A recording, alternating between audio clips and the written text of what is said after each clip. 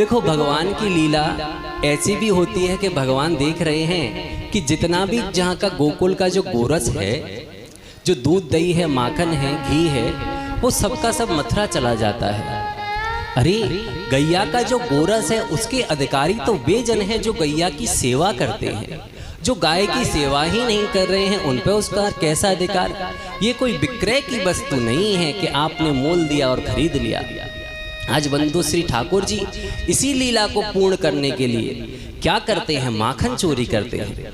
जितना माखन गोप ग्वालवाल खा लेते हैं उतना खा लेते हैं, जितना बचता है बंदरों को खिला देते हैं। इसके बाद भी बचता है तो भगवान को ये रास नहीं है कि वो मथुरा जाए, फोड़ देंगे, वहीं फैला देंगे, वहीं आनंद कर लेंगे, लेकिन वहाँ ऐसे पापियों के पास में नहीं भेजेंगे।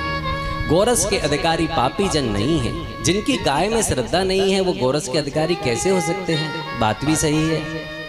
जब आप गाय को माँ माने ही नहीं रहे हो तो उसके दुग्ध पे आपका कैसा अधिकार। आज बंधु श्री ठाकुर जी दिव्य लीला करते हैं और क्या करते हैं कि जब पीछे से जिस भी गोपी के यहाँ पर माखन रखा हुआ है, देखो भगवान के यहाँ पर 9 लाख से अधिक गैया हैं, दूध दही की कोई कमी नहीं है, लेकिन गोपियों का भाव रहता है कि हमारे यहाँ पर आकर के भी तो प्रभु भोजन पाएं, प्रसादी पाएं, माखन पाएं। आज उनके भावों की पूर्ति के लिए, लेकिन भगवान का एक स्वरूप है कि मैं अकेला नहीं पाता हूँ, मैं मेरे जो गोप ग्वाल वाले हैं उनके साथ में पाता हूँ। अरे अकेला मुझको पाना होता तो वैकुंठ में क्या कमी है मेरे पास। जो इस धरती पे आया हूँ, धरती पे तो इसी आनंद के लिए आया हूँ कि साथ खाऊंगा साथ पाऊंगा। आज श्री भगवान ने चोर मंडली बनाई है, तन सुखा मन सुखा धन सुखा, ये सब उनकी मंडली में है और जा जा करके गोपियों के भावों की पूर्ति करते हैं। अब एक समय की बात है, खाकर के तो चले जाते हैं, लेकिन गोपियों को इनका स्पर्श भी चाहिए, ये लीला का दर्शन भी चाहिए कि ये कैसे पाते हैं। इनको डांटना भी है, जैसे डांटने में जो आनंद आता है कभी कभी ऊपरी मन से, अंदर से नहीं चाहती हैं, लेकिन ऊपरी मन से श्री ठाकुर जी को डांटना, उनसे बात करना, देखे ये लाला अभी क्या जवाब देगा, कैसा टेढ़ा बोलेगा। तो इस प्रकार के आनंद के लिए आज ये ब्रजांगना ये लीला करती हैं। आज बंधु जो दधी की और जो माखन की हंडी है उसको ऊपर टांग दिया करती हैं। ऊपर टांगती हैं तो साथ में इसके घंटी भी लगा दी है। जब घंटी लगाई है, अब ठाकुर जी भी तो छलियाओं के भी छलिया हैं, उनसे बड़ा छलिया और कौन है, सब जानते हैं, सारी तरकीबें इनके पास में है। आज बंधु एक के ऊपर एक चढ़ गया है और सबसे ऊपर से ठाकुर जी सुशोभित हो रहे हैं। जहाँ घंटी बांध दिया उस घंटी को उतार करके आज एक तरफ रख दिया है। श्री भगवान ने उस माखन के बड़े बड़े गोले बनाए हैं और धीरे धीरे एक एक करके नीचे देना प्रारंभ किया है। अब जैसे ही सबने पा लिया है, भगवान सोच रहे हैं पा तो सबने लिया है, अब लेकिन देखो जो भोग है प्रसादी तो उसका पूर्ण हो चुका है, लेकिन उसके भाव की, उसके प्रेम की पूर्ति तो तभी होगी जब जरा सा माखन मैं भी चख लूँगा। आज बंधु श्री भगवान सोचे हैं सबको तो खूब पवा दिया है, ये जो हाथ में थोड़ा सा लगा है इसको ही पा लेता हूँ। तो एक हाथ से श्री भगवान उस हंडिया को पकड़े हुए हैं और दूसरे हाथ से जैसे ही चखने के लिए हुए हैं, चखा ही है, जिब्बा तक पहुँचा ही है लगा हुआ माखन, इतने में ही वह घंटी बज बैठी है। अब जो ही घंटी बजी है सारी ब्रजांगनाएं गोपियां आ गई हैं, आकर के जैसे ही घेरना चाहे गोप ग्वालवाल सब भग गए। अब जब नीचे के सब भग गए हैं तो श्री ठाकुर जी लटके रह गए, नीचे के सारे भग गए हैं।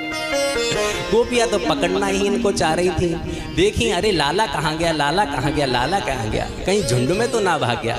श्री ठाकुर जी लटके हैं। अब मोह उतार, श्री ठाकुर जी उतर गए हैं, ठाकुर जी गोपियों ने घेर लिया है। अब गोपियाँ बोल रही हैं लाला तू तो बड़ी बड़ी बातें देता, तेरा 9 लाख गैया है तो हमारे यहाँ माखन खाने क्यों आता है। अरे गोपी तेरे बातों का जवाब मैं अभी दूंगा, पहले घंटी से बात करने दे। अरे घंटी सबने जब बड़े बड़े माखन के गोला खाए तू बिल्कुल ना बजी और मैंने जरा सा केवल चाटना चाहा अपने ही हाथ को, तू बज बैठी। तो आज घंटी बड़ा प्यारा जवाब देती हुई कहती है नाथ मेरी भी एक सेवा है जो आपने दे रखी है। बंधु जी गरुड़ घंटी होती है, इसमें जो गरुड़ भगवान के पंख हैं वो जब हिलते हैं तो साक्षात साम वेद की ऋचाएँ निकलती हैं, वेद की ऋचाएँ निकलती हैं तब भगवान भोग पाते हैं।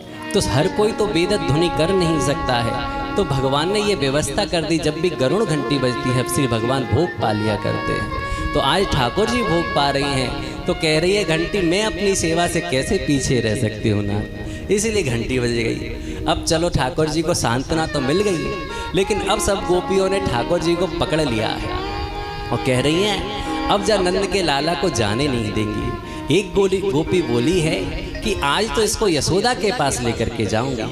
तो इतने में ही एक अगली गोपी अपना अनुभव सुनाती हुई कहती है, अरे बहन ये गलती मत करना, एक बार मैंने भी ऐसा ही किया।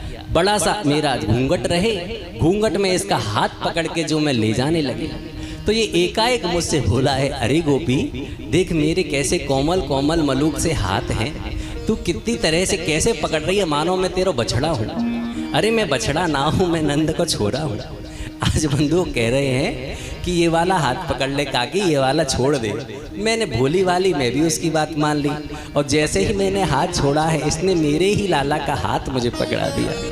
और जैसे ही नंद भवन के बाहर जाके जो मैंने आवाज़ लगाई है, अरे यशोदा बहन, अरे यशोदा बहन जरा बाहर आकर तो देख, तेरा लाला आज मैंने रंगे हाथ पकड़ा है।